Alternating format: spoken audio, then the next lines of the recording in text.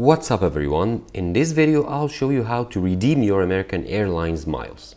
To do so, you just have to go to the American Airlines website, that's aa.com, and from here we'll go down a bit to book, where it says book, the book tab, where you book your flight. So we'll choose an airport to go from, let's say New York City,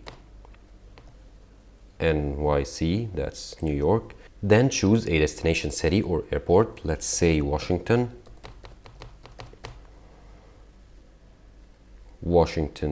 DC. Number of passengers, 1. And here we choose the departure and return date.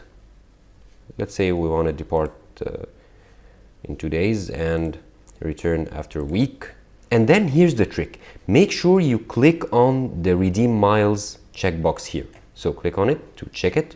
Then hit search.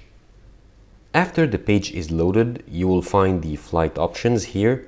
So for each flight here, you will find the amount of miles it'll take, plus the amount of money that you'll have to pay extra.